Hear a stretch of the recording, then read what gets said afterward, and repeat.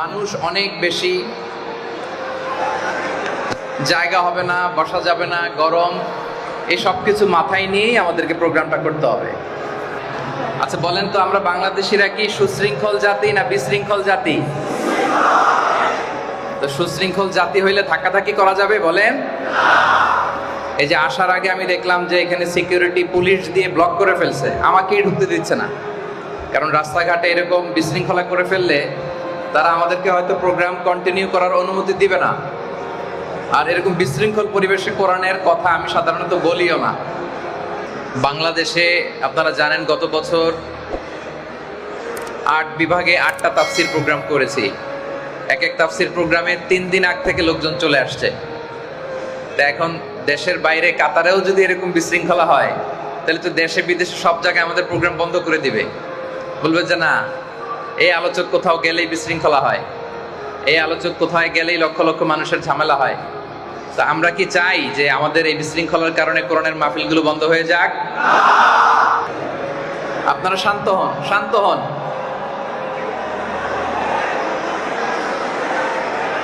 শেষবারের মতো বলি, শান্ত হন। এই যে ছোট্ট গেট, শত শত মানুষ ধাক্কাধাক্কি করলে ঢুকা যাবে? মেহেরবানি করে যারা ঢুকতে পারতেছেন না, চলে যান, আল্লাহর ওয়াস্তে সেফ জোনে যান। আপনি ইনজুর্ড হবেন, এই যে ধাক্কাধাক্কি করে আপনারা আহত হবেন। এইদিকে আপনাদের শুকরিয়া জানানোর পাশাপাশি আমি আওকাফ এবং কাতারের ধর্ম মন্ত্রণালয়কে অন্তরের অন্তঃস্থল থেকে শুভেচ্ছা জানাচ্ছি যে ওনারা বাঙালি কমিউনিটির মাঝে কোরআনের বাণীকে পৌঁছে দেওয়ার জন্য এরকম চমৎকার আয়োজন আমাদের জন্য করেছেন। ওনাদের নিমন্ত্রণে, ধর্ম মন্ত্রণালয়ের নিমন্ত্রণে এবছর আমি কাতারে আগমন করেছি এবং 4টি বড় বড় পাবলিক ইভেন্টে অংশগ্রহণ করেছি এবং আজকেই আমার সর্বশেষ ইভেন্ট। আগামীকাল আমি আবার বাংলাদেশে ফেরত যাব ইনশাআল্লাহ বিইذنিল্লাহ। আজকে খুব জটিল একটা টপিক দেয়া হয়েছে আমাকে, জটিল টপিকটা হচ্ছে হুকুকুজ জাওজাইন, মানে স্বামী স্ত্রীর অধিকার। স্বামীর প্রতি স্ত্রীর কি অধিকার, স্ত্রীর প্রতি স্বামীর কি অধিকার। এগুলো তো বোঝার বিষয়, বুঝিয়ে বুঝিয়ে বলবার বিষয়। আপনারা যদি বিশৃঙ্খলা করেন তাহলে আলোচনা করা যাবে? এখনো দরজাগুলোতে ধাক্কাধাক্কি করতেছেন আপনারা। আমি যে আয়াত তেলাওয়াত করেছিলাম, আল্লাহ তাআলা গোটা মানব জাতিকে উদ্দেশ্য করে বলছেন, ওই আল্লাহকে ভয় করো যে আল্লাহ এক মানুষ থেকে তোমাদের সবাইকে সৃষ্টি করেছেন, এক আত্মা, তার থেকে সৃষ্টি করেছেন তার স্ত্রীকে। তারা হচ্ছেন আদম আর হাওয়া, আমাদের আদি পিতা আদি মাতা, ঠিক কিনা বলেন? এবং তাদের থেকেই তো আমরা আসছি, কি বলেন? আদম হাওয়া, তাদের সন্তান শীস, হাবিল, কাবিল, ইকলিমা, এরকম হতে হতে হতে হতে হতে হতে আজকের এই 2025 পর্যন্ত। তাহলে ঘুরে ফিরে আমরা কিন্তু এক ফ্যামিলির সন্তান, কি বলেন? কথা কি বুঝতেছেন? চিন্তা করলে ঘুরে ফিরে আমরা সবাই কয় পরিবারের সন্তান? খালাকনাকুম মিন যাকারিন ওয়া উনসা ওয়াজআলনাকুম শুউবান ওয়া ক্বাবাইলা লিতাআরাফু। এক ফ্যামিলির সন্তান আমরা, আমাদের রুট এক, অরিজিন এক। তাহলে এভাবে আল্লাহ তাআলা স্বামী আর স্ত্রী, আদম আলাইহিস সালামকে স্বামী বানালেন, হাওয়া আলাইহিস সালামকে স্ত্রী বানালেন। তাদের মধ্য দিয়ে বংশের পর বংশ, প্রজন্মের পর প্রজন্ম, আস্তে আস্তে আমরা এই কোটি কোটি বনি আদম পৃথিবীতে ছড়িয়ে পড়েছি, আলহামদুলিল্লাহ বলেন। এবং স্বামী স্ত্রীর যে সম্পর্কটা, এটা আল্লাহর দেয়া স্পেশাল সম্পর্ক, এটা জান্নাতি সম্পর্ক। আদম আলাইহিস সালামকে সৃষ্টি করার পরে ওনার একা একা ভাল লাগে না, একা একা অস্থির অস্থির লাগে। সাথী নাই, বন্ধু নাই, বান্ধবী নাই, কেউ নাই। তো আল্লাহ তাআলা তার একজন সাথী দিলেন, হাওয়া আলাইহিস সালামকে বিয়ে পড়ায় দিলেন। এখন স্বামী আর স্ত্রী হয়ে ওনারা জান্নাতে থাকতে আরম্ভ করলো, আলহামদুলিল্লাহ পড়েন। হাওয়া আলাইহিস সালামের সঙ্গ পেয়ে আদম আলাইহিস সালাম স্থির হয়ে গেলেন, স্থির, আর অস্থিরতা নাই, অস্থিরতা নাই।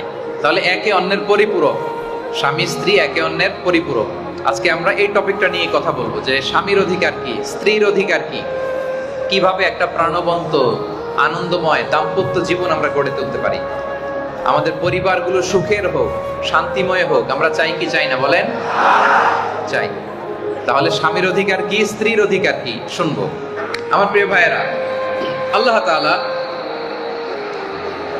স্বামী এবং স্ত্রীকে একে অপরের পোশাক হিসেবে ঘোষণা করেছেন। পোশাক, স্বামী তার স্ত্রীর জন্য পোশাক, পোশাক এবং স্ত্রী তার স্বামীর জন্য পোশাক। তার আগে আমি একটু করে জেনে নেই যে যেহেতু স্বামী স্ত্রীর অধিকার নিয়ে আমরা আলোচনার দিকে ঢুকতেছি, এখানে স্বামী হয়েছেন কারা কারা একটু দেখি, মানে বিয়ে করছেন কারা কারা।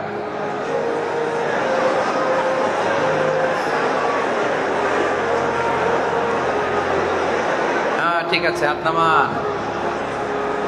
এবার বিয়ে করেন নাই কারা কারা? আহা, ওই যে বলে হুজুর কেউ নাই। আল্লাহ তাআলা নেককার দিনদার স্ত্রীর ব্যবস্থা করুক, আমরা পড়ি আমিন। মাশাআল্লাহ, ঠিক আছে ঠিক আছে, আল্লাহ ব্যবস্থা করবেন ইনশাআল্লাহ। আলহামদুলিল্লাহ।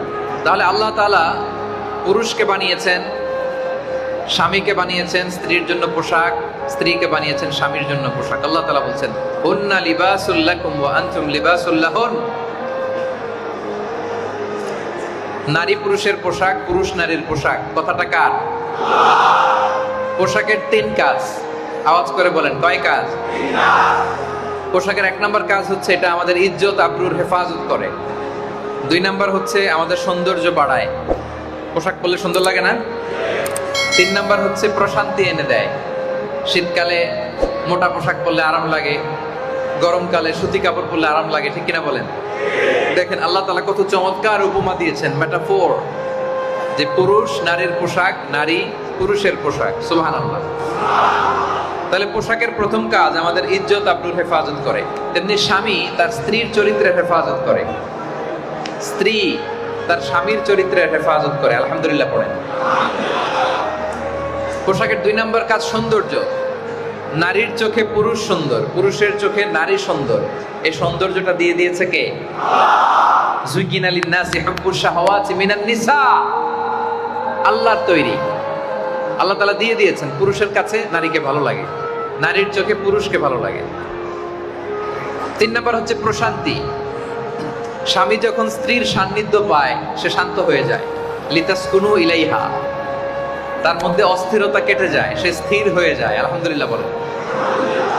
এজন্য আমরা যদি একটা সুখী সমৃদ্ধ দাম্পত্য জীবন চাই, এটা স্বামী স্ত্রীর 2 জনের প্রচেষ্টায় আমাদের ফ্যামিলিটা শান্তিময় হবে, যৌথ প্রচেষ্টায়, একা একা না। যদিও বাংলাদেশে একটা কথা প্রচলিত আছে যে সংসার সুখী হয়, বলেন সংসার সুখী হয় রমণীর গুণে। আসলে শুধু রমণী ভালো হইলে হবে না, আপনারও ভালো হইতে হবে।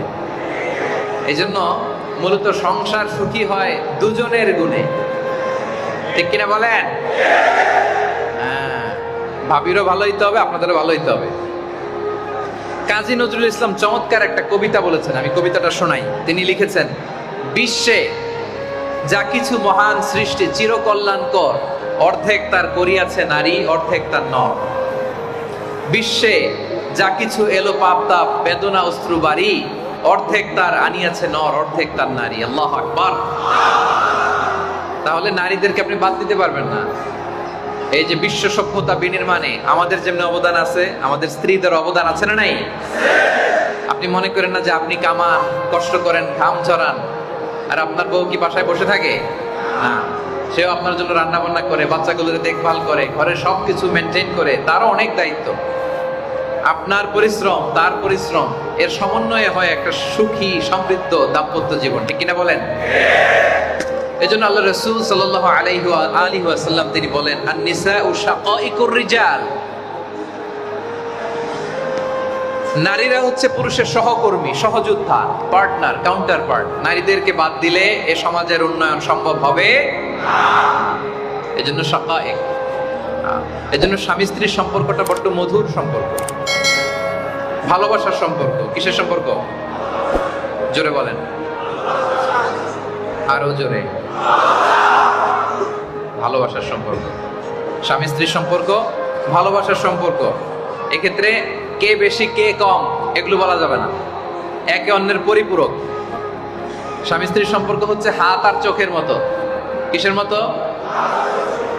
হাতে যদি ব্যথা পায় চোখ দিয়ে পানি ঝরে, ঠিক কিনা? আর চোখ দিয়ে পানি ঝরলে হাত সে পানি, চোখের পানি মুছে দেয়, ঠিক কিনা বলেন? তাহলে পরিপূরক হয়েছে কি হয় নাই? হাত আর চোখের মতো। হাতে ব্যথা পেলে চোখ দিয়ে অশ্রু ঝরে, আর চোখ দিয়ে অশ্রু ঝরলে মুছে দেয় কে? হাত। তাহলে সম্পর্কটা এরকম। কে করেছেন এই সম্পর্ক? তাহলে সুখী দাম্পত্য জীবনের ফর্মুলা আজকে আপনাদের সাথে শেয়ার করব। স্বামীর কি অধিকার, স্ত্রীর কি অধিকার, সেখানে যাওয়ার আগে কয়েকটা দাম্পত্য জীবনের কিভাবে সুখময় হবে কয়েকটা ফর্মুলা মনোযোগ দিয়ে শুনুন। ফর্মুলা নাম্বার 1, আপনি যদি আপনার ফ্যামিলিকে সুখময় করতে চান, শান্তিময় করতে চান, আপনাকে স্যাক্রিফাইসের মানসিকতা অর্জন করতে হবে, ঠিক কিনা বলেন? স্যাক্রিফাইস শব্দটা পরিচিত না সবার কাছে? কথা কয় না, অপ্রয়োজনে কথা কয়, বিশৃঙ্খলা করে জিজ্ঞেস করলে কথা কয়। স্যাক্রিফাইস শব্দটা পরিচিত কিনা? স্বামী স্ত্রীর সম্পর্ক ভালোবাসার সম্পর্ক, সুখ দুঃখ ভাগাভাগি করে নিতে হয়, এত ভুল ধরতে হয় না। ভুল কার নাই? আপনি যদি বউয়ের ভুল ধরেন, আপনারও ভুল আছে না নাই? আপনি যদি বলেন ও ভালো না, ওর এই সমস্যা ওই সমস্যা, তো আপনারও সমস্যা আছে না নাই? এই জন্য স্বামী স্ত্রীর সম্পর্ক হচ্ছে মানিয়ে নেওয়ার সম্পর্ক। দাম্পত্য জীবনের সম্পর্কটাই এমন, কখনো রোদ, কখনো বৃষ্টি, কখনো ঝগড়া, কখনো ভালোবাসা, ঠিক কিনা? আপনাদের ঝগড়া হয়? হ্যাঁ হয়। আপনাদের হয় না? আপনাদের কি অবস্থা? বেশি না কম? বেশি বলে না, ঝগড়া করা যাবে না। আসলে স্বামী স্ত্রীর সম্পর্কটাই এমন, স্বামী স্ত্রীর সম্পর্কটা এমন সম্পর্ক, হাসতে হাসতে ঝগড়া শুরু হয়ে যায়, আর ঝগড়া করতে করতে হাসাহাসি শুরু হয়ে যায়, ঠিক কিনা বলেন? ঠিক কিনা? স্বামী স্ত্রীর সম্পর্কটা এমন সম্পর্ক, হাসতেছেন হাসতেছেন, হাসির কথা বলতেছেন, হাসতে হাসতে ঝগড়া শুরু, ঝগড়া করতে করতে আবার হাসাহাসি শুরু। সুবহানাল্লাহ পড়বেন না? এই জন্য একে অপরের খুঁত ধরবেন না বেশি বেশি। No one is perfect in this world. পৃথিবীতে কেউ পারফেক্ট না, কেউ না। এই জন্য ভালোবাসা প্রকাশ করুন, স্যাক্রিফাইসের মানসিকতা অর্জন করুন। তাহলে সুখী দাম্পত্য জীবনের 1 নাম্বার ফর্মুলা হচ্ছে স্যাক্রিফাইস। কাতার প্রবাসী ভাইয়েরা আওয়াজ করে বলুন, 1 নাম্বার ফর্মুলা কি? 2 নাম্বার ফর্মুলা হচ্ছে কোনোভাবে যাতে ঝগড়া শুরু না হয়, এটা ট্রাই করতে হবে। ভাবি রেগে গেলে আপনি চুপ থাকবেন, ওকে? কে বলছে ওকে? ঠিক আছে। আপনি রেগে গেলে ভাবি চুপ থাকবে, কি বলেন? কারণ শয়তান ইমানদারদের সুখী সংসার যদি সে ভেঙে দিতে পারে, শয়তান বড্ড খুশি হয়। ছোট্ট ঝগড়া থেকে আস্তে আস্তে সম্পর্ক খারাপ, পরে সেপারেশন, এটা ডিভোর্স পর্যন্ত করায়, ঠিক কিনা বলেন? ছোট্ট ঝগড়ার রেশ ধরে সম্পর্কের টানা পড়ে, পরে এটা চলে যায় তালাকে, ডিভোর্সের দিকে। আমরা কি এরকম চাই? তাহলে ঝগড়া করবেন না। ইমানদারদের সুখী সংসার ভেঙে দিতে পারলে শয়তান খুশি হয়। শয়তান পানির উপরে তার আরশ বসিয়ে প্রতিদিন হিসাব নেয়, কিরে কে কি করলি? একজন বলে আমি মিথ্যা কথা বলিয়েছি একজনকে দিয়ে, আরেক শয়তান এসে বলে আমি চুরি করাইছি একজন রে, আরেকজন বলে আমি ডাকাতি করাইছি। সে কারো কথায় বেশি খুশি হয় না। আরেকজন এসে বলে আমি এক ইমানদারের সংসার ঝগড়ার মাধ্যমে ভেঙে খান খান করে দিয়েছি। এবার শয়তান ওরে কাঁধে নিয়ে নাচতে শুরু করে দেয়। তাহলে ঝগড়া করবেন? করবেন? কে কে হাত তোলেন?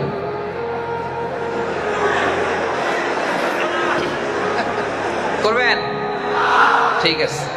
আজকে ঝড় ঝাপটা সব আপনাদের উপর দিয়ে যাচ্ছে, ভাবিরা বেঁচে যাচ্ছে উপরে। তো ভাবিরা আমাদের কথা শুনুক, যে কথাগুলো ভাবিদের উপরে যাবে, ভাবিরা যেন আমল করে, আমরা সেই প্রত্যাশা রাখি। আর আপনাদের সাথে আমি কনভারসেশন করি। আমার দিকে তাকান, ঠিক আছে? আলহামদুলিল্লাহ, আমাদের বোনদের ওখানে মাইক ঠিক আছে, আলহামদুলিল্লাহ। তাহলে ঝগড়া যাতে না হয়, এটা আপনাকে খেয়াল রাখতে হবে। ঝগড়া বন্ধ করার সিস্টেম হচ্ছে, ভাবি রেগে গেলে আপনি চুপ, ভাবি রেগে গেলে আপনি রেগে গেলে, আর ঝগড়া শুরু করলে, ভাবি ঝগড়া শুরু করলে আপনি সালাম দিয়ে ফেলবেন। কি করবেন? আর আপনি ঝগড়া শুরু করলে ভাবি কি করবে? এক কথা কয় না, কি দিবেন? অনেকে বলে হুজুর ঘরে যাইতেই মনে চায় না, কেন? কয় খালি ঝগড়া। তো ঝগড়া তো হবে, আপনি তো ঘরে সালাম ঢোকান নাই। ফাইদা দাখালতুম বুয়ুতান ফাসাল্লিমু আলা আনফুসিকুম তাহিয়াতাম মিন ইনদিল্লাহি মুবারাকাতান তাইয়্যিবা।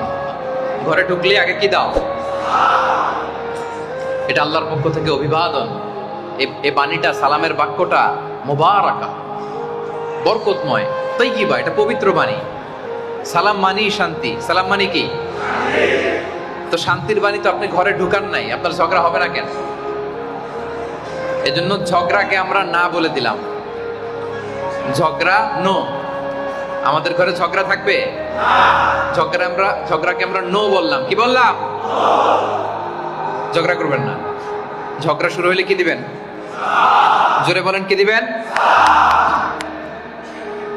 সালাম দিয়ে দেখেন, ঝগড়া আর হবে না। আজকে থেকেই প্র্যাকটিস। কি বলেন?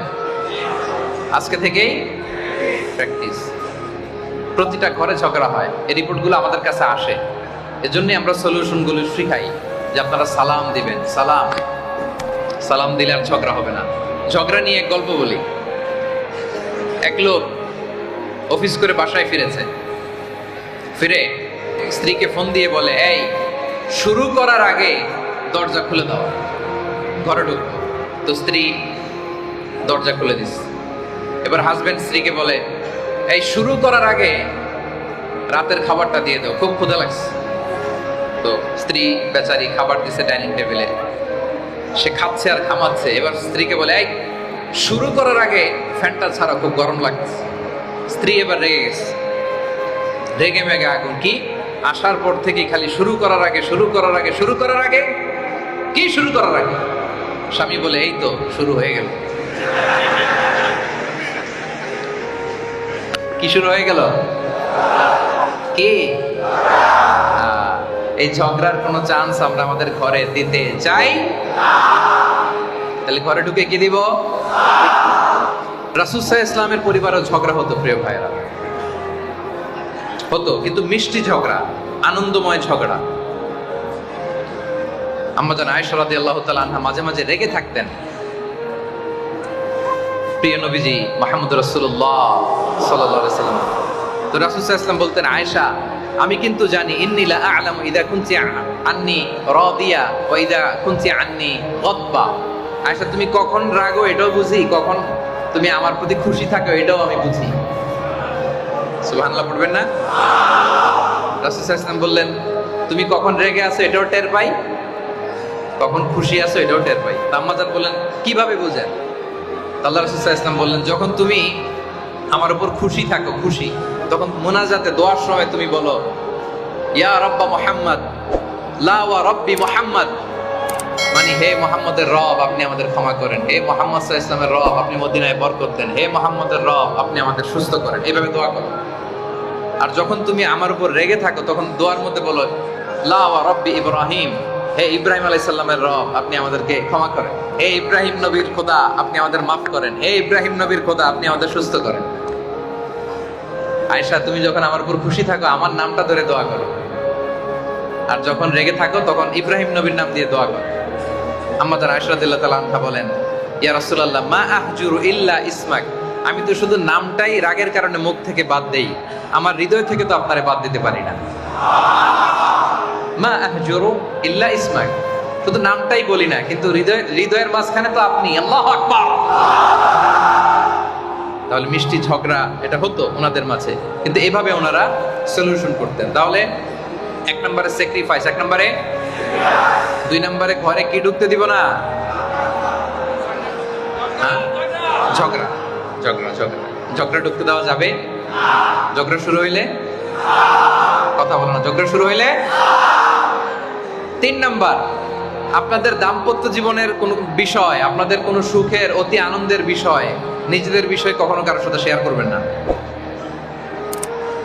বিবাহিতদেরকে বলতেছি, আপনাদের প্রাইভেট লাইফের কোনো কথা শেয়ার করবেন না।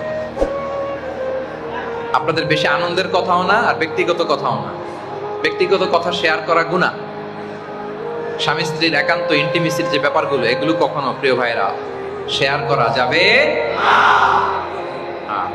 আর বেশি সুখের কথাও শেয়ার করবেন না, ঝগড়া লাগলেও শেয়ার করবেন না। দেখবেন এটারে আবার উস্কে দেয় অনেকে, আছে না নাই? খুব সুন্দরভাবে এসে বলবে ভাবি ভাবি কি হয়েছে বলেন বলেন। তারপর আপনি একটা বলবেন, এই বুঝাবে ছি ছি ছি এত খারাপ, কেমনে করলো ভাই এটা আপনার সাথে? আসলে ভাই আপনার মতো একজন মেয়ের যোগ্যই না, আর কত ভালো জায়গায় হয়তো আপনার বিয়া। এরকম আছে না নাই?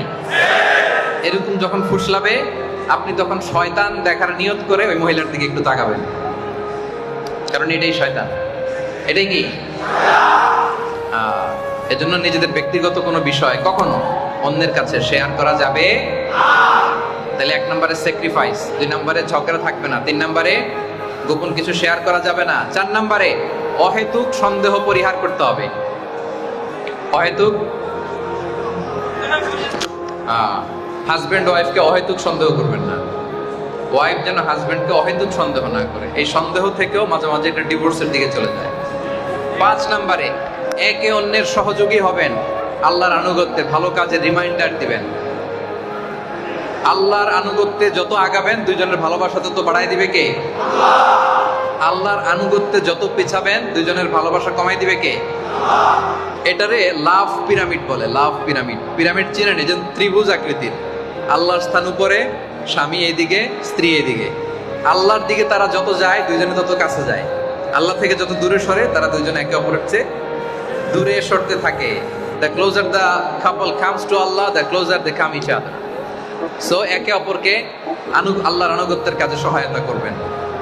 আপনি যখন নামাজে যাবেন আপনার স্ত্রীকে নামাজের কথা বলবেন, ভাবি যখন ফজরের সালাত আদায় করতে উঠবে আপনাকে ডেকে দিবে। এরকম একে অপরকে সহযোগিতা করা পারা যাবে তো ইনশাআল্লাহ। স্বামীর প্রতি স্ত্রীর কিছু অধিকার আছে, স্ত্রীর প্রতি স্বামীর কিছু অধিকার আছে। খুব লম্বা চূড়া আলোচনা করা যাবে না, শুধু এই অধিকারগুলো বলে আমি শেষ করে দেব ইনশাআল্লাহ। প্রথমে আপনাদের দায়িত্ব দিয়ে শুরু করি, কি বলেন? আপনারা তো কাছাকাছি। স্ত্রীর প্রতি স্বামীর কি অধিকার এটা আগে বলবো, এরপর স্বামীর প্রতি স্ত্রীর কি অধিকার এটা বলে শেষ করবো ইনশাআল্লাহ। বলেন ইনশাআল্লাহ। স্ত্রীর প্রতি স্বামীর 1 নম্বর অধিকার হচ্ছে স্বামী তার স্ত্রীর সাথে সুন্দর ভাষায় কথা বলবে, কোমল ভাষায়, হাসি মুখে কথা বলবে, সম্মান দিয়ে কথা বলবে।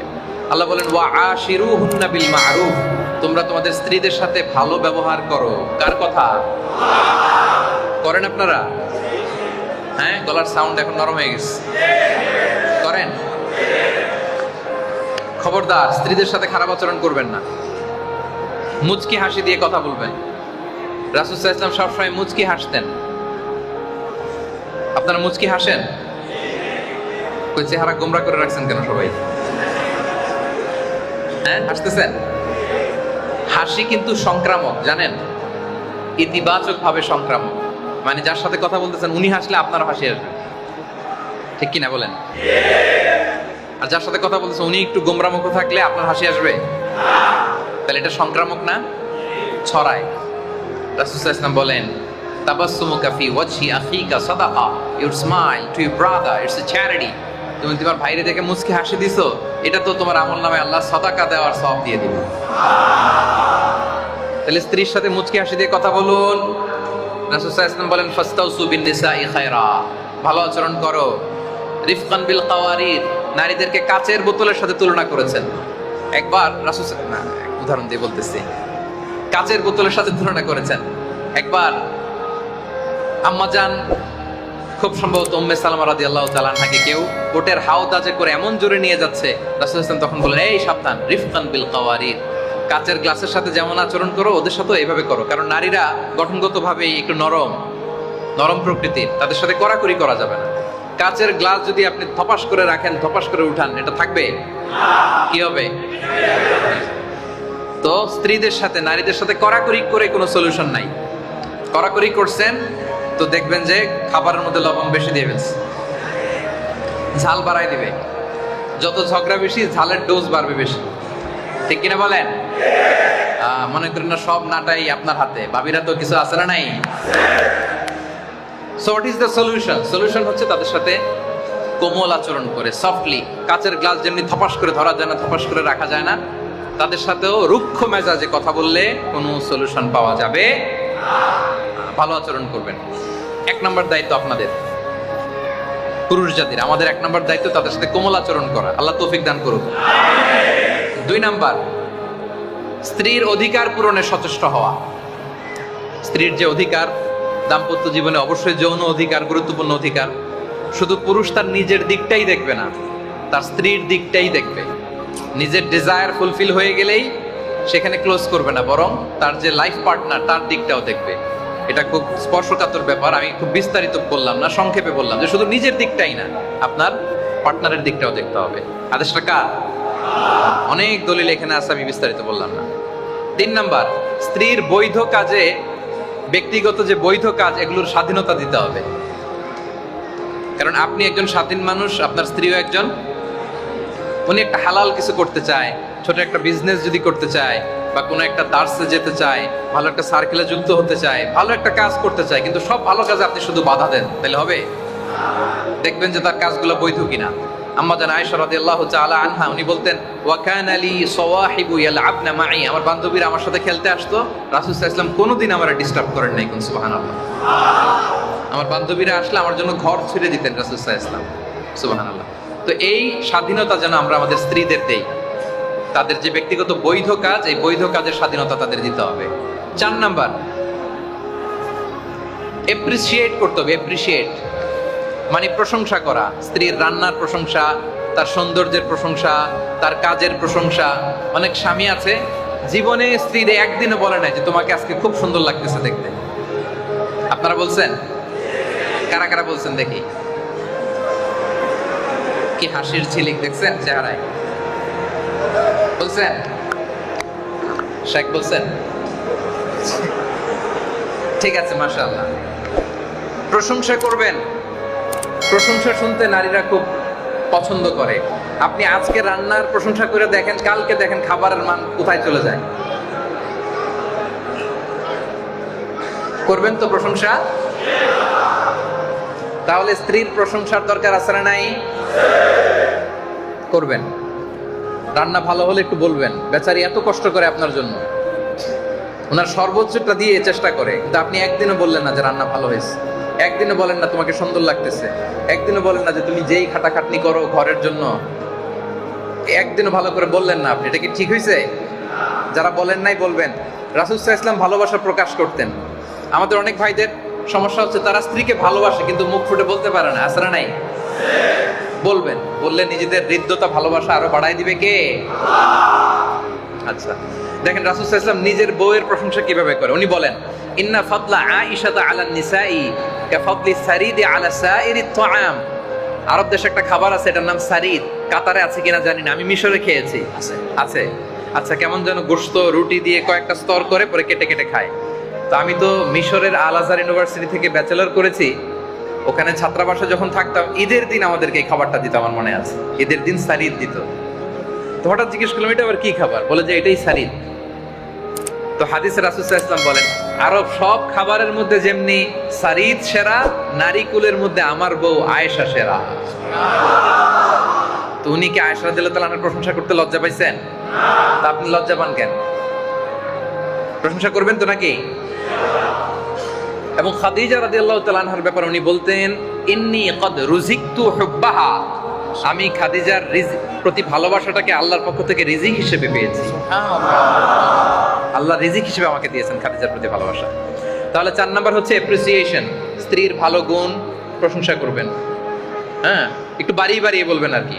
ভাবিরা না থাকলে আরো বেশি বুঝাই বলতে পারতাম, তো একটু বাড়ায় বাড়ায় বলতে হবে। এটা কিন্তু মিথ্যা হবে না, বুঝছেন? স্ত্রীর মনোরঞ্জনের জন্য স্বামী যদি একটু বাড়িয়ে বলে, একটু কথা টুইস্ট করে বলে, এতে কোনো গুনাহ হয় না। কথা বুঝতে পেরেছেন? তাহলে স্ত্রীর প্রশংসা করবেন, তার সৌন্দর্যের প্রশংসা, তার কাজের প্রশংসা, তার রান্নার প্রশংসা।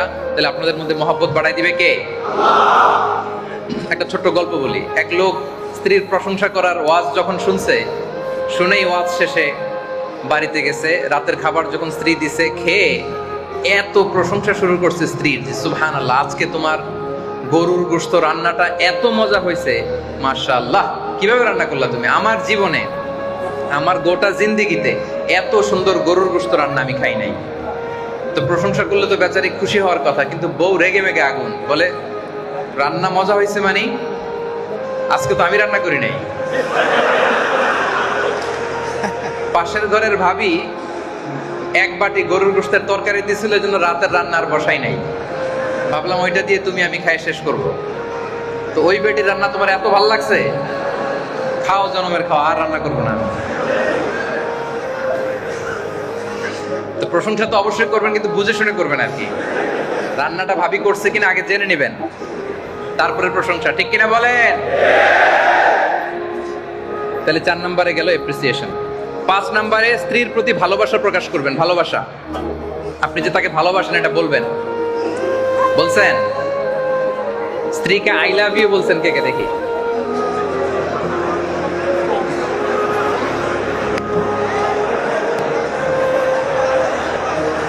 মাশাআল্লাহ, বলবেন। আপনি যে ওনাকে ভালোবাসেন এটা বলবেন, বলতে হবে। দেখেন, দলিল ছাড়া একটা কথাও বলি না। এক সাহাবী রাসূল সাল্লাল্লাহু আলাইহি ওয়াসাল্লামকে জিজ্ঞেস করলেন, ইয়া রাসূলুল্লাহ, মান আহাব্বুন নাসি ইলাইক? আপনি কারে সবচেয়ে বেশি ভালোবাসেন? কাকে? রাসূল সাল্লাল্লাহু আলাইহি ওয়াসাল্লাম বললেন, আয়েশা। সুবহানাল্লাহ। রাসূল সাল্লাল্লাহু আলাইহি ওয়াসাল্লাম লজ্জা পাইছিলেন? তো সাহাবী স্ত্রীর দিকে ইঙ্গিত করেন, উনি ভাবছিলেন যে ছেলেদের মধ্যে কাকে। তো সাহাবী তখন বললেন, অমিনার রিজাল, পুরুষদের মধ্যে কাকে? ছেলেদের মধ্যে। তো উনি বললেন, আবুহা, আয়েশার বাবা আবু বকরকে। তাহলে দেখেন, হে নবী, আপনি কারে বেশি ভালোবাসেন? কোনো রাগ ঢাক না রেখে রাসূল সাল্লাল্লাহু আলাইহি ওয়াসাল্লাম বললেন, আয়েশা, আমি আমার প্রিয়তমা স্ত্রী আয়েশাকে বড্ড ভালোবাসি। তাহলে ভালোবাসা প্রকাশ করতে হয়। আম্মা জান আয়েশা রাদিয়াল্লাহু তাআলা আনহা কোনো পেয়ালার যেখান দিয়ে খেতেন, কোনো পেয়ালার যেখান দিয়ে মুখ লাগিয়ে খেতেন, ঠিক ওই জায়গায় আবার নিয়ে মুখ লাগিয়ে রাসূল সাল্লাল্লাহু আলাইহি ওয়াসাল্লাম ওখান থেকে খাইতেন। ওটের হাড্ডি অর্ধেক খেয়ে এটা রাসূল সাল্লাল্লাহু আলাইহি ওয়াসাল্লামকে দিলে, যেখান থেকে আম্মা জান আয়েশা খেয়েছেন ওখান থেকে রাসূল সাল্লাল্লাহু আলাইহি ওয়াসাল্লাম খাওয়া শুরু করতেন। উম্মে সালামা রাদিয়াল্লাহু তাআলা আনহা এবং রাসূল সাল্লাল্লাহু আলাইহি ওয়াসাল্লাম একই বালতি থেকে পানি নিয়ে গোসল করেছেন। সুবহানাল্লাহ পড়েন। তাহলে স্বামীদের উচিত স্ত্রীদের প্রতি ভালোবাসা প্রকাশ করা, বলতে হবে। 6 নাম্বার, পারিবারিক কাজে সহযোগিতা করা।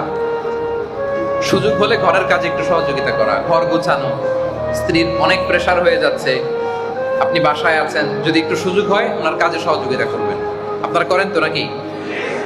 করেন? করবেন। রাসূল সাল্লাল্লাহু আলাইহি ওয়াসাল্লাম করতেন, নিজ হাতে নিজের কাপড় সেলাই করতেন, নিজের জুতা মেরামত করতেন, নিজ হাতে ছাগল থেকে দুধ দহন করতেন, এমনকি জামার মধ্যে উকুন আছে কিনা উকুন খোঁজ করতেন। রাসূল সাল্লাল্লাহু আলাইহি ওয়াসাল্লাম জামাতে পাগড়িতে উকুন আছে কিনা নিজে নিজে উকুন বাছতেন। সুবহানাল্লাহ পড়বেন না? দেখেন কত মানবিক ছিলেন আমাদের প্রিয় নবী, কত চমৎকার চারিত্রিক মাধুর্যতা ছিল প্রিয় নবীর। তাহলে ঘরের কাজে আমরা সহযোগিতা করবো ইনশাআল্লাহ, বলেন। 7 নাম্বার, স্ত্রীর মনোরঞ্জন ও বিনোদনমূলক কাজে অংশগ্রহণ। হালাল যে কোনো বিনোদন আমাদের জন্য জায়েজ করেছে কে? স্ত্রীরা এটা পছন্দ করে। স্বামীর পক্ষ থেকে খুনসুটি, একটু খুনসুটি, এটা তারা খুব পছন্দ করে। ফলে আপনি তাদেরকে নিয়ে আউটিং এ যান, ঘুরতে যান। এই যেদিকে বানানা আইল্যান্ড আছে, গেছেন? ভাবিরে নিয়ে যাবেন, এক্সপেন্সিভ, অনেকে পারবে না। আচ্ছা, অথবা আশেপাশে পার্ক আছে, বিভিন্ন পার্ক আছে, ঘুরতে যাওয়ার সুন্দর সুন্দর জায়গা আছে, যাবেন। আমি তো সব জায়গার নাম জানি না। দেশে বেড়াতে গেলে ভাবিকে নিয়ে কক্সবাজার চলে যাবেন। ভাবিরে নিয়ে যায়, অন্য কাউরে নিয়ে যায় না আবার, খবরদার। তাহলে বিনোদনমূলক কাজে অংশগ্রহণ করা। একবার ঈদের দিন মসজিদে নববীর সামনে হাবাসি সাহাবারা যুদ্ধের মহড়া করতেছিল। তীর, বল্লম, তলোয়ার এগুলো নিয়ে মহড়া করতেছিল, একটা খেলার মতো আর কি, প্রশিক্ষণ টাইপের। দেখতে খুব ভালো লাগে। আরবরা সবাই সাহাবীরা দেখতেছেন। তো আম্মা জান আয়েশা রাদিয়াল্লাহু তাআলা আনহাকে আল্লাহর রাসূল সাল্লাল্লাহু আলাইহি ওয়াসাল্লাম জিজ্ঞেস করলেন, তুমিও দেখবা নাকি? উনি বললেন, আমিও দেখবো। তো রাসূল সাল্লাল্লাহু আলাইহি ওয়াসাল্লাম ওনাকে পিছনে নিলেন এবং আম্মা জান আয়েশা বলেন, আমার গাল আর রাসূল সাল্লাল্লাহু আলাইহি ওয়াসাল্লামের গাল একসাথে, মানে এইখানে ওনার থুত নিয়ে এখানে রাসূল সাল্লাল্লাহু আলাইহি ওয়াসাল্লামের পিছনের উপর দাঁড়িয়ে বা কাঁধে উঠে উনি খেলা দেখতে আরম্ভ করলেন। অনেকক্ষণ যখন দুজন মিলে খেলা দেখলেন, তখন রাসূল সাল্লাল্লাহু আলাইহি ওয়াসাল্লাম বললেন, তুমি কি তৃপ্তি সহকারে দেখেছো? আম্মা জান আয়েশা বলেন, হ্যাঁ, দেখা শেষ। তখন বললেন, ঠিক আছে, যাও। আম্মা জান আয়েশা রাদিয়াল্লাহু তাআলা আনহা তখন চলে গেলেন। সুবহানাল্লাহ পড়েন। দেখেন, তার মানে একসাথে খেলা উপভোগ করেছেন, হালাল খেলা। যেহেতু তীর ধনুক দিয়ে প্রশিক্ষণ, যুদ্ধের প্রশিক্ষণ, এটা তো দেখাই যাবে। তাহলে রাসূল সাল্লাল্লাহু আলাইহি ওয়াসাল্লাম এবং আম্মা জান আয়েশা মিলে একসাথে মসজিদে নববীর সামনে খেলা উপভোগ করেছেন। সুবহানাল্লাহ পড়েন। মাঝে মাঝে সফরে বেরোলে রাত্রিবেলা মরুভূমির মাঝখানে দৌড় প্রতিযোগিতা করতেন দুইজন। আপনারা করছেন? হ্যাঁ, দৌড় প্রতিযোগিতা করছেন নাকি কখনো? নাকি বাপিরে মারার জন্য দৌড়েছেন? এরকম হয় নাই তো আবার? বলে আইয়াযু বিল্লাহ, আল্লাহ হেফাজত করো। তো আম্মা জান আয়েশা রাদিয়াল্লাহু তাআলা আনহা তখন খুব চিকন ছিলেন। রাসূল সাল্লাল্লাহু আলাইহি ওয়াসাল্লাম বললেন, আয়েশা চলো আমরা একটা দৌড় প্রতিযোগিতা দেই, কে কার আগে ওই পর্যন্ত যেতে পারে। দুইজনে দৌড়ালেন। আম্মা জান আয়েশা যেহেতু হালকা ছিলেন তখন, বিয়ের শুরুর দিককার কথা, উনি আগে দৌড়ে ফার্স্ট হয়ে গেলেন। রাসূল সাল্লাল্লাহু আলাইহি ওয়াসাল্লাম রানার আপ, চ্যাম্পিয়ন কে? কথা বুঝে নাই। চ্যাম্পিয়ন কে? আর রাসূল সাল্লাল্লাহু আলাইহি ওয়াসাল্লাম রানার আপ। রাসূল সাল্লাল্লাহু আলাইহি ওয়াসাল্লাম এটা নোট করে রাখছে মনে মনে, দাঁড়াও আমি পরে এটা শোধে আসলে একেবারে।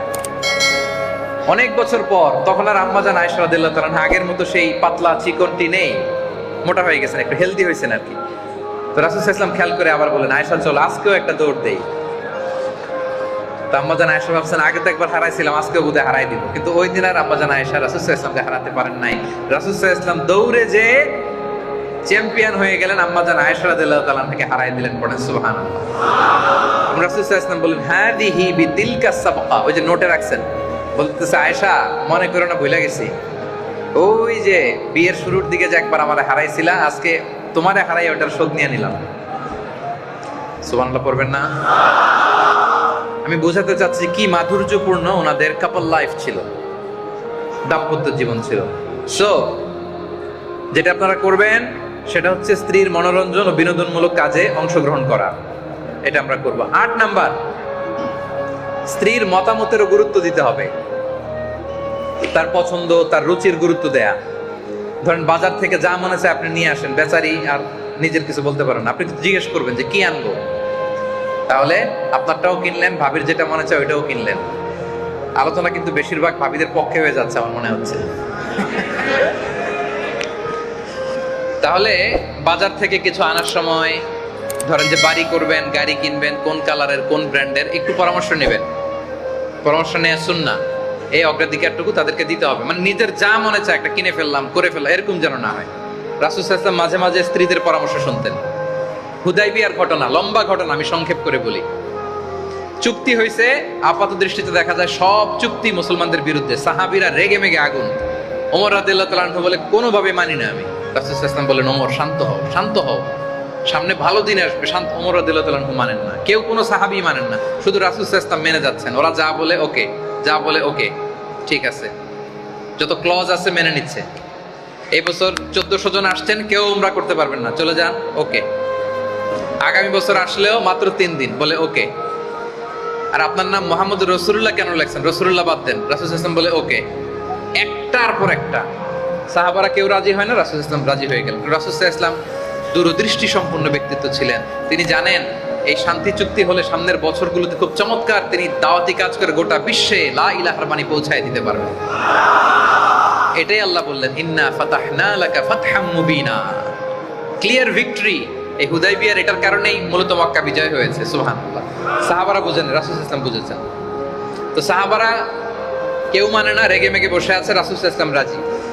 এবার রাসূল সাল্লাল্লাহু আলাইহি ওয়াসাল্লাম বললেন, চুক্তি অনুযায়ী আমরা এবছর উমরা করতে পারবো না, যদিও ইজহার রেদা, ইহরামের কাপড় পরে আসছি, আসো কাপড় খুলে ফেলি, আমরা ইয়ে করে ফেলি, মাথার চুল ফেলে দেই, হালাল হয়ে যায়, আর পশু যা আনছি আল্লাহর নামে জবাই দেই। রাসূল সাল্লাল্লাহু আলাইহি ওয়াসাল্লাম বললেন, কেউ শোনে না। আবার দাঁড়ালেন তিনি, আবার বললেন, সবাই মাথার চুল কাটো, এখনই কুরবানি করো। 1400 সাহাবী, কেউ কথা শোনে না। তৃতীয়বার আরো সজোরে বললেন, চুল হলক করো, কুরবানি করো। পুরো রাসূল সাল্লাল্লাহু আলাইহি ওয়াসাল্লামের সিরাতের জীবনে কখন এমন হয় নাই যে রাসূল সাল্লাল্লাহু আলাইহি ওয়াসাল্লামের মুখ দিয়ে একটা কথা বেরিয়েছে, সাহাবারা সে কথা পালন করে নাই, এক্সেপ্ট এই হুদাইবিয়ার ইনসিডেন্ট। 3 বার বলার পরও একজন সাহাবী কথা শোনে না, কারণ ওনারা রেগে মেগে বুক ফেটে চৌচির। ওনারা মানতেই পারতেছেন না যে আমরা আল্লাহর ঘর জিয়ারত না করে আমরা মদিনায় যাবো, এটা হতেই পারে না। হয়তো রাসূল সাল্লাল্লাহু আলাইহি ওয়াসাল্লাম মত ঘুরাবেন, মত পাল্টাবেন, অপেক্ষা করতেছে, কেউ কথা শোনে না। রাসূল সাল্লাল্লাহু আলাইহি ওয়াসাল্লাম এতটা বিব্রতকর পরিস্থিতিতে কখনো পড়েন নাই। কি করবেন, কেউ কথা শোনে না, উনি ঘরে চলে গেলেন। খুব চিন্তিত। ওনাকে চিন্তিত দেখে আম্মা জান উম্মে সালামা রাদিয়াল্লাহু তাআলা আনহা জিজ্ঞেস করলেন, ইয়া রাসূলুল্লাহ কি হয়েছে? পুরো ঘটনা খুলে বললেন। ঘটনা তো খুব থমথমে অবস্থা, কি করব? আমি 3 বার আদেশ করার পরও আমার সাহাবারা কথা শোনে না। কেউ মাথার চুলও ফেলে হালাল হয় না, নিয়ে আসা প্রাণীগুলোও জবাই করে না। উম্মে সালামা বলেন, ইয়া রাসূলুল্লাহ আমি একটা বুদ্ধি দেই, যদি আপনি মানেন আমার মনে হয় কাজ হবে। তাই নাকি, বলো তো? উনি বললেন, আপনি এখন ঘর থেকে বেরোবেন, কারোর সাথে একটা টু শব্দ করবেন না। আপনি আপনার হাল্লাক যে আছে তারে এনে মাথার নিজের চুলটা ফেলে দিবেন, নিজের ওটা জবাই করে দিয়ে আবার চলে আসবেন তাঁবুর ভিতর, করে দেখেন কাজ হয়ে যাবে।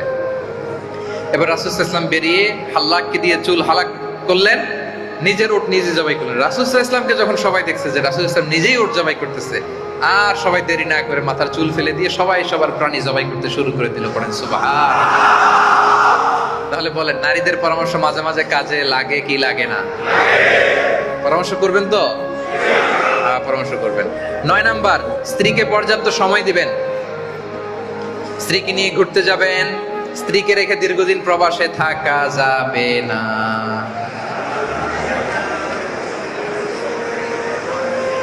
যাবে? এবার গলার সাউন্ড নাই, দেখছেন? না, যাবে না। 5 মাস, ম্যাক্সিমাম 6 মাস। অনেক ডাকাত আছে 5 বছরও দেশে যায় না, আছে না? নাই না, এগুলো করবেন না। এই যে পরকীয়ার সমস্যা আমাদের দেশে, প্রবাসীদের, প্রবাসী বিদেশে পড়ে আছে, টাকা কামাবে, ঘর বানাবে, জমি কিনবে, আর এদিক দিয়ে স্ত্রী চলে গেছে আরেকজনের হাত ধরে। কি ভয়ঙ্কর অবস্থা! ওমর রাদিয়াল্লাহু তাআলা আনহু জিজ্ঞেস করলেন হাফসা রাদিয়াল্লাহু তাআলা আনহাকে, কয়জন থাকতে পারে একজন স্ত্রী স্বামীর অনুপস্থিতিতে? বলে, আব্বাজান 5 মাস নয় 6 মাস। তাহলে 6 মাসের বেশি থাকা যাবে না। যদি এমন হয় যে না 1 বছরের আগে ছুটিই দেয় না, তাহলে স্ত্রীকে বুঝাইতে হবে, দুইজনে মিলে আল্লাহর কাছে কাঁদতে হবে, দোয়া করতে হবে, আল্লাহ তুমি আমাদেরকে সবর ইখতিয়ার করার তৌফিক দান করো। কিন্তু বছর বছর দেশে যাইতে হবে। 3 বছর 4 বছর 5 বছর যে আপনি বিদেশ করেন আর আপনার স্ত্রী পড়ে আছে দেশে, এটা করা যাবে? তো বুঝেন না কেন? যান না কেন দেশে? যাবেন, দেশে যাবেন, আল্লাহ সহজ করবে, আল্লাহর সাহায্য চাইবেন। সংক্ষেপ 10 নাম্বার, স্ত্রীর জন্য দোয়া করবেন। ভাবির জন্য দোয়া করেন, দোয়া করবেন। ওয়াল্লাযীনা ইয়াকুলুনা রাব্বানা হাব লানা মিন আজওয়াজিনা ওয়া যুররিয়াতিনা কুররাতা আ'য়ুন ওয়াজআলনা লিল মুত্তাকিনা ইমামা। আল্লাহ আমাকে এমন স্ত্রী দাও, এমন সন্তান দাও যাকে দেখলে আমার চোখ জুড়িয়ে যায়। এবং স্ত্রীর জন্য স্বামীর দোয়া কিন্তু খুব গুরুত্বপূর্ণ। ভাবিরা আপনার স্বামীদের কাছে দোয়া চাইবেন, এবং আপনারা যারা স্বামী আপনাদের স্ত্রীদের জন্য আপনারা দোয়া করবেন। বিল্লাহি আলাইক, করবেন তো দোয়া? তাহলে শেষ, স্বামীদের 10টা দায়িত্ব বলে ফেলছি। শেখ, 5 মিনিট আছে? 10 মিনিট? 10 মিনিট। আচ্ছা, স্ত্রীদেরও এরকম 10টা দায়িত্ব আমি 10 মিনিটে শেষ করে দেব ইনশাআল্লাহ। এবার খুব খুশি হয়ে গেছে, নিজেদের কাঁধের বোঝা নেমে গেছে মনে হয়। আচ্ছা, যেহেতু এটা কাপল, হ্যাঁ, হাফ হাফ, স্বামীর দায়িত্ব স্ত্রীর প্রতি আমরা শুনলাম। এবার স্ত্রীর দায়িত্ব, মানে ভাবিদের দায়িত্ব আপনাদের প্রতি কি? Number 1, to try to be comfort for husband. স্বামীর জন্য কমফোর্ট হওয়া, মানে নিজেকে এমন ভাবে স্বামীর সামনে উপস্থাপন করা যাতে স্ত্রীকে দেখলে স্বামীর চোখ জুড়িয়ে যায়, তার প্রাণ স্থির হয়, তার মন প্রশান্ত হয়। আমার বোনেরা, আপনারা যারা শুনছেন বা শুনবেন, নিজেকে স্বামীর সামনে এভাবে উপস্থাপন করুন যে আপনাকে দেখলে, এ ভাই এত তোমার লাইভ করা লাগতেছে কেন? এ কে? আমার দিকে তাকাও। এইভাবে ঘুরে ঘুরে আমার দিকে, এদিকে ওয়াজ শুনতে এসে মোবাইল নিয়ে ব্যস্ত, আমার দিকে। মানে শুরুতে বিশৃঙ্খলা, মাঝখানে বিশৃঙ্খলা, শেষে বিশৃঙ্খলা, এটা ঠিক না। বসুন বসুন। জি, স্ত্রীদের উচিত এমন ভাবে স্বামীর সামনে নিজেকে উপস্থাপন করা যাতে স্ত্রীকে দেখলেই স্বামীর মনটা জড়িয়ে যায়, প্রাণটা জড়িয়ে যায়। কারণ আল্লাহ বলেন লিতাসকুনু ইলাইহা, স্ত্রীদের তৈরি করা হয়েছে যাতে স্ত্রীর সান্নিধ্যে স্বামী স্থির হতে পারে, অস্থির থেকে স্থির হবে, প্রশান্ত হবে, তার চোখ জুড়িয়ে যাবে। ঠিক কিনা বলেন? খাদিজা রাদিয়াল্লাহু তাআলা আনহা, ওনার কি পুরস্কার জানেন জান্নাতে? সহিহ বুখারীর হাদিস, বাশশিরু খাদিজাতা বিবাইতিন ফিল জান্নাতি মিন কসব ওয়ালা সাখাবা ফীহি ওয়ালা নাসাব। আল্লাহ বলেন খাদিজাকে এমন জান্নাতের সুসংবাদ দাও জিবরিল, যে জান্নাতে আমি ডায়মন্ড দিয়ে খাদিজা রাদিয়াল্লাহু তাআলা আনহার জন্য এমন একটা প্রাসাদ বানিয়েছি যেই প্রাসাদে কোনো নয়েজ নাই, বিশৃঙ্খলা নাই, কোনো সাউন্ড নাই, পড়েন সুবহানাল্লাহ। কেন এত কিছু থাকতে ওনারে এমন রাজপ্রাসাদ কেন দিবে যেখানে কোনো আওয়াজ নাই, নয়েজ নাই, বিশৃঙ্খলা নাই? এর কারণ রাসূলুল্লাহ সাল্লাল্লাহু আলাইহি সাল্লাম মক্কায় অনেক বিশৃঙ্খলা সহ্য করতেন সারাদিন। উনি কোরআন তেলাওয়াত করলে কাফেররা হাততালি দিত, শীষ বাজাতো, বিশৃঙ্খলা করত, নয়েজ করত। এইসব নয়েজ বিশৃঙ্খলা সারাদিন মাড়িয়ে আমার প্রিয় নবী যখন খাদিজা রাদিয়াল্লাহু তাআলা আনহার বাসায় আসতেন, ওনার হৃদয়টা শান্ত হয়ে যেত। সারাদিন বিশৃঙ্খলা, ঝঞ্ঝা, ঝামেলা, নয়েজ ফেস করে যখন ঘরে আসতেন, খাদিজা রাদিয়াল্লাহু তাআলা আনহা চাইতেন যে আমার স্বামীর জন্য ঘরটাকে আমি খুব কোয়াইট, শান্ত, নয়েজ মুক্ত, বিশৃঙ্খলা মুক্ত একটা পরিবেশ উপহার দেব। তাহলে সারাদিন নবী নয়েজ ফেস করতেন বাইরে, আর ঘরে ঢুকলেই শান্তি। ঘরে ঢুকলে কোনো বিশৃঙ্খলা নাই, সাউন্ড নাই, আওয়াজ নাই। তো আরবিতে একটা কথা আছে, আল জাযাউ মিন জিনসিল আমাল। আপনি যেই কাজ, ভালো কাজ করছেন, এটার প্রতিদানও ওইটার মতোই হবে, ওই ধরনেরই হবে। এজন্য আম্মা জান খাদিজা দুনিয়াতে নবী সাল্লাল্লাহু আলাইহি ইসলামকে যেই জিনিস উপহার দিয়েছেন তার জন্য ওই রকম উপহার আল্লাহর জান্নাতে প্রস্তুত রেখেছে কে? এজন্য স্বামীর সামনে নিজেকে এমন ভাবে উপস্থাপন করুন যেন আপনাকে দেখলে ভালো লাগে। এখন সারাদিন বেচারা আপনার জন্য ইনকাম করে, বাচ্চাদের জন্য ইনকাম করে, বাইরে অনেক ঝঞ্ঝা, বিশৃঙ্খলা, স্ট্রাগল পার করে আসার পরে ঘরে ঢোকার সাথে যদি আপনি বক বক বক বক বক বক শুরু করে দেন, তাহলে বেচারা বাঁচবে? বাঁচবে?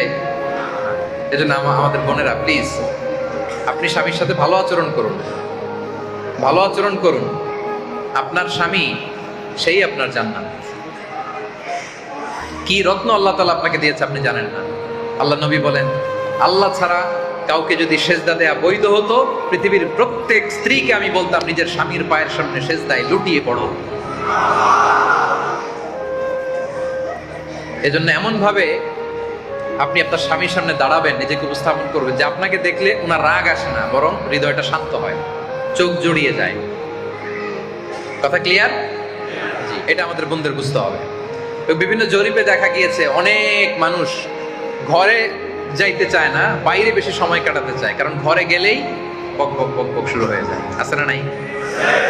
এই ধরনের আচরণ যেন আমরা না করি। আমাদের বোনেরা, তাদেরকে আমি বলবো, আপনি স্বামীর জন্য ত্রাস হবেন না। অনেক স্ত্রী স্বামীর কাছে কি ত্রাস, মানে স্বামীর সাথে এমন আচরণ, বরং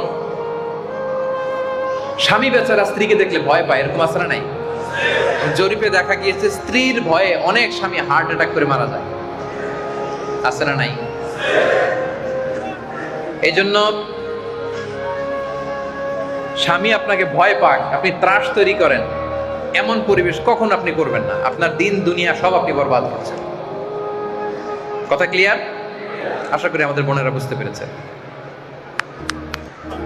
কারণ স্বামী স্ত্রীর সম্পর্ক হবে ভালোবাসার। এখন স্বামী যদি স্ত্রীর ভয় পায়, তাহলে ভালোবাসা আসবে? আপনারা কি আপনাদের স্ত্রীদের ভয় পান নাকি? ভয় পান? স্ত্রীকে ভয় পাওয়া নিয়ে একটা গল্প বলি। এক অফিসের বড় বস তার স্ত্রীকে বড্ড ভয় পায়, প্রচন্ড ভয় পায়। তো সে মনে মনে ভাবলো, আমার কোম্পানিতে যারা স্টাফ আছে দেখি এরা কেউ ভয় পায় কিনা, নাকি আমি একাই পাই। তো পুরুষ স্টাফ যারা আছে সবাইকে দাঁড় করে বলে, এই দুইটা লাইন করেন, যারা যারা আপনারা আপনাদের বউদের ভয় পান তারা এই ডান দিকের লাইনে যান, আর যারা বউকে ভয় পান না বাম দিকের লাইনে যান। এটা বলার সাথে সাথে সবাই ডান দিকের লাইনে সিরিয়াল ধরে দাঁড়ায় গেছে, একজন ছাড়া, একজন এই বাম দিকে দাঁড়ায় আছে। সে তো দেখে অবাক, মাশাআল্লাহ, তাহলে একজন পালোয়ান আছে আমার স্টাফদের মধ্যে থেকে, সবাই ভয় পাইলো উনি পায় না। তো খুব খুশি হয়ে উনি জিজ্ঞেস করছে, ভাইজান মাশাআল্লাহ, আপনি তাহলে অনেক সাহসী, আপনি আপনার স্ত্রীকে ভয় পান না। বলে যে স্যার, আমি যখন প্রতিদিন অফিসে আসার জন্য বের হই, আমার স্ত্রী আমাকে বলে, এই খবরদার, সবাই যেদিকে যায় তুমি কিন্তু ওদিকে যাবা না, সবাই যেদিকে যায় যাক, তুমি যাবা না ওদিকে, খবরদার, খবর আছে না। বেচারা বলে, হায় রে, এটা তো আরো বড় পিতু, এটা তো ওই লাইনে দাঁড়াইছে অন্য কারণে। সো আপনি যদি আপনার স্বামীর সাথে খারাপ আচরণ করেন, রেগে থাকেন, এমন পরিবেশ করেন যে আপনাকে ভয় পায়, এতে আপনি হেরে যাবেন। এত লাইফ করে লাগেন রাখমিয়া, এটা আপনার সংসারের সম্পর্ক, ভালোবাসা সব আপনি নস্যাৎ করে দিলেন। এই জন্য 1 নম্বর দায়িত্ব, try to be comfort for husband. আমার প্রিয় বোনেরা, মায়েরা, ভাবিরা, খালারা, শুনুন, আপনি নিজেকে এমনভাবে স্বামীর সামনে উপস্থাপন করুন যে আপনাকে দেখলে ওনার ভাল লাগে, উনি সাহস পায়, উনি যদি একটু রেগেও যায় আপনি একটু মানায় নেন। সংসারটারে সুখের করে দিবে কে? আপনি ছাড়া আর ওনার আছে কে? বলেন। রাখলে তো আপনার সাথেই রাখবে। এজন্য এমন যেন কখনো না হয় যে আপনাকে দেখলে উনি বিরক্ত হয়, এমনটা যেন না হয়, বরং আপনাকে দেখলেই স্বামীর ভাল লাগে। এই চেষ্টাটুকুন করতে হবে। আমাদের বোনদের প্রতি 1 নম্বর অনুরোধ। 2 নম্বর দায়িত্ব, স্বামীকে সাহস যোগাইতে হবে, ভালো কাজের উৎসাহ দিতে হবে, সাপোর্ট করতে হবে। সাহস যোগাবেন আপনি, সাহস যোগাবেন। রাসূল সাল্লাল্লাহু আলাইহি ওয়াসাল্লাম যখন কোরআনের আয়াত নাজিল হলো, উনি কাঁপতে আরম্ভ করলেন, গায়ে জ্বর এসে গেল, এমন অবস্থা। ফিরে আসলেন খাদিজার কাছে, ইকরা বিসমি রাব্বিকাল্লাযী খালাক, 5টা আয়াত। আসার পরেই খাদিজা রাদিয়াল্লাহু তাআলা থেকে খুলে বললেন যে খাদিজা, এমন এমন একজন এসেছে, এসে বলে আমি নাকি নবী, এরকম আমার কাছে ওহী আসতে শুরু করেছে, মনে হয় আমি মরে যাব। খাদিজা রাদিয়াল্লাহু তাআলা আনহা বললেন, খাল্লা, কখনোই না, ওয়াল্লাহি লা ইউখজিকাল্লাহু আবাদা, আল্লাহ কখনো আপনাকে অপদস্থ করবে না। ইন্নাকা লাতাসিলুর রাহিম, কারণ আপনি আত্মীয়তার সম্পর্ক বজায় রাখেন। ওয়া তাসদুকুল হাদিস, আপনি সব সময় সত্য কথা বলেন। ওয়া তাহমিলুল কাল্লা, যে বোঝা বইতে পারে না মানুষের বোঝা টেনে দেন। ওয়া তাকসিবুল মা'দুম, যার উপার্জনের কিছু নাই তাকে আপনি উপার্জন করে দেন। ওয়া তাকরিউদ দাইফ, আপনি মেহমানদারি করেন। ওয়া তুঈনু আলা নাওয়াইবিল হক, সত্য যেখানে বিপন্ন সেখানে আপনি সত্যের বীর সেনানী হয়ে দাঁড়িয়ে যান। পড়েন সুবহানাল্লাহ।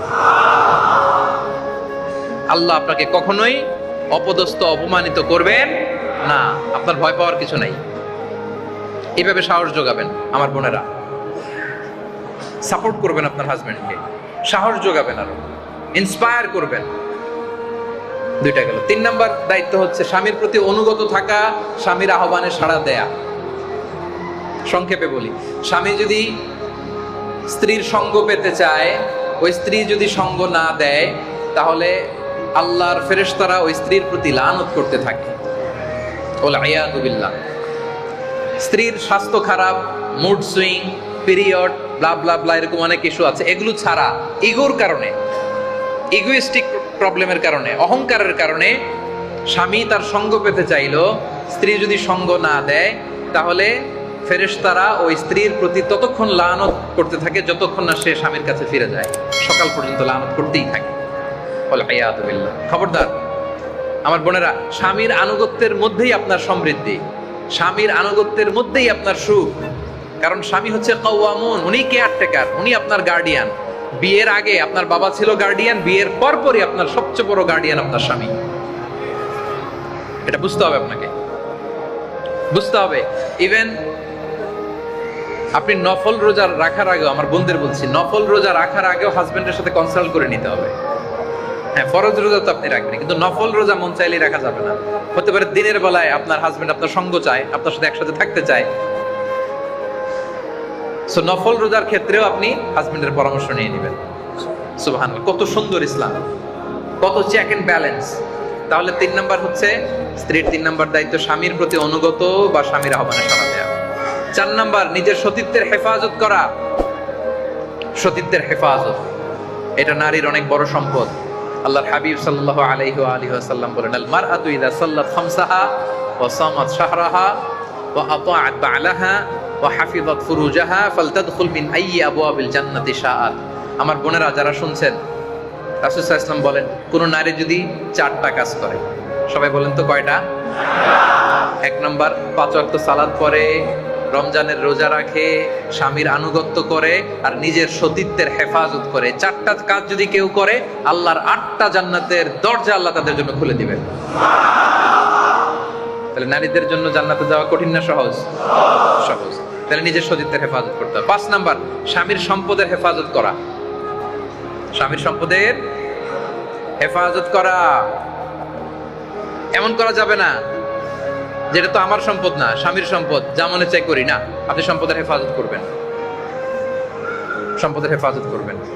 হিন্দ, আবু সুফিয়ানের স্ত্রী হিন্দ, রাসূল সাল্লাল্লাহু আলাইহি ওয়াসাল্লামকে জিজ্ঞেস করেছেন, ইয়া রাসূলুল্লাহ, আবু সুফিয়ান তো খুব কৃপণ, আমার যা দরকার লাগে দেয় না টাকা পয়সা, তা আমি যদি আবু সুফিয়ানরে না বলে আবু সুফিয়ানের জামা থেকে টাকা নিয়ে যায়, আমার কি গুনাহ হবে?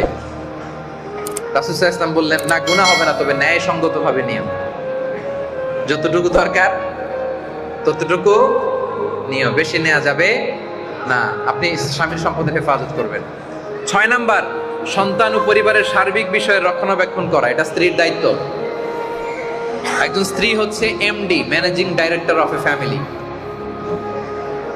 হালাল ভাবে উনি সব করতে পারে, চাকরি ব্যবসা ঠিক আছে, কিন্তু ফ্যামিলির ভিতরেই তো বিশাল কাজ। আপনি ফ্যামিলি সামলাবেন, ঘর সামলাবেন, বাচ্চাদেরকে আপনি লালন পালন করছেন, মানে কি আপনি নতুন জেনারেশন তৈরি করছেন। সুবহানাল্লাহ। এক একজন মায়ের পেট এক একটা খনি। আর দুনিয়া কুল্লুহা মাতা ওয়া খায়রু মাতা'আদ দুনিয়াল মারআতুস সালিহা। দুনিয়ার সব সম্পদ নবী বলেন, আর সবচেয়ে দামি সম্পদ নেককার নারী। সুবহানাল্লাহ বললেন না আপনারা? নিজেদের ছেলে মেয়েদেরকে শেখানো ইসলামী তারবিয়া, আখলাক, এটা অনেক বড় কাজ, অনেক বড় কাজ। অনেকে আছে যে কাজের লোকের কাছে বাচ্চা দিয়ে রাখে, আছে না নাই? তো কাজের লোকের কাছে যদি আপনার বাচ্চা বড় হয়, এই বাচ্চা কি আপনার আচরণ পাবে না কাজের লোকের আচরণ? এজন্য বুঝে শুনে সন্তান ও পরিবারের সার্বিক বিষয়ে রক্ষণাবেক্ষণ করা। 7 নম্বর দায়িত্ব, স্বামী পছন্দ করে না এমন কাউকে বাসায় এলাও করা যাবে। রাসূল সাল্লাল্লাহু আলাইহি ওয়াসাল্লাম কঠোরভাবে নির্দেশনা দিয়েছেন। 8 নাম্বার, স্ত্রী যদি সম্পদশালী হয় তাহলে স্বামীকে সেই সম্পদ দিয়ে প্রতিষ্ঠিত হতে সহায়তা করা।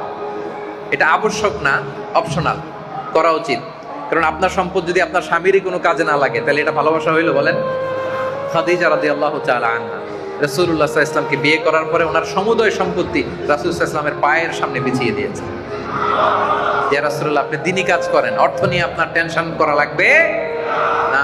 যদিও ফিনান্সিয়াল সব দায়িত্ব ইসলামে ছেলেদের, ডৌরি মহারণা দিবে ছেলে, ফুডিং ছেলেদের, অ্যাকোমোডেশন ছেলেদের, ড্রেসিং ছেলেদের, সব ছেলেরা করবে। কিন্তু এমন যদি হয় যে স্ত্রীর অনেক সম্পদ, তার উচিত তার এই সম্পদ দিয়ে স্বামীকে স্বাবলম্বী করা। 9 নাম্বার, স্ত্রীদের উচিত বাসায় স্বামীদের কাছে নিজেকে পরিপাটি করে উপস্থাপন করা। বোনদেরকে আমি বলবো, আপনি সাজুগুজু করবেন স্বামীর জন্য নাকি বাইরে যাওয়ার জন্য? আমাদের অনেক বোনরা করে না, বাইরে যাওয়ার সময় কি করে? হায় রে সাজুগুজু, হায় রে বিউটি পার্লার, হায় রে মেকআপ কারে বলে। কিন্তু বাসায় সিরা ওড়না, পুরান কাপড়, বুয়ার মতো হয়ে বসে থাকে।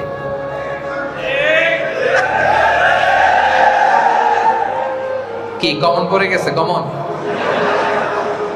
এটা ওনারা বুঝেন না, ভুল করেন। আপনি যদি নিজেকে সাজুগুজু করেন, সাজেন, এটা তো স্বামীর জন্য সাজবেন, নিজেকে উজাড় করে সাজাবেন হাজবেন্ডের জন্য। প্রতিটা মুহূর্ত আপনার পার্লারিং এ সাজগুজে বরকত দিবে কে? সওয়াব দিবে কে? আমরা করি উল্টা, বাইরে যাওয়ার সময় গেট আপ এইটা সেটা করে, কিন্তু বাসায় সবচেয়ে পুরাতন কাপড় পরে থাকে আমাদের বোনেরা। আর ঠিক বলা লাগবে না, হয়েছে। বহু জ্বালা যন্ত্রণায় আছে সবাই, বোঝা গেল। আমার বোনদের কাছে আমি খুব বিনয়ের সাথে অনুরোধ করি, আমার বোনেরা, আপনি সাজুগুজু করলে হাজবেন্ডের জন্য করবেন। বোনেরা কিন্তু পারফিউম দিয়ে বাইরে যেতে পারবে না। বাইরে যদি বোরকার উপরে যদি পারফিউম দেয়, ওই পারফিউমের ঘ্রাণ শুনে যদি কেউ আকৃষ্ট হয়, রাসূল সাল্লাল্লাহু আলাইহি ওয়াসাল্লাম তাকে জানিয়া বলেছেন, জানিয়া বলে আইয়াযু বিল্লাহ, জিনাকারিনী বলেছেন।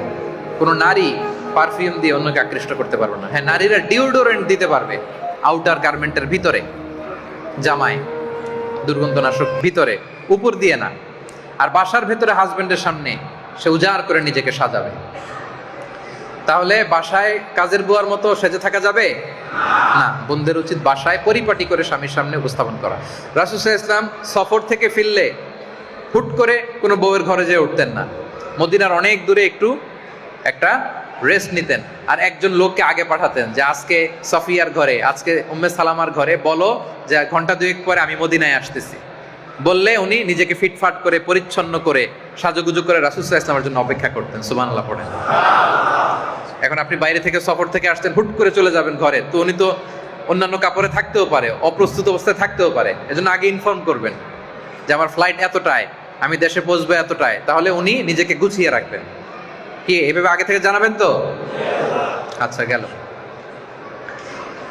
অনুরূপভাবে স্বামীর সাথে মোলায়েম সুরে কথা বলবেন। মোলায়েম সুরে কথা বলবেন। এটাও বোনেরা ভুল করে, অন্য পুরুষদের সাথে কথা বললে কি মিষ্টি কুকিল কণ্ঠ, আর স্বামীর সাথে কথা বলতে গেলেই রাগ দেখি। আরে বোন, আপনি বুঝলেন না কোথায় কি করতে হবে, আপনি বুঝলেনই না।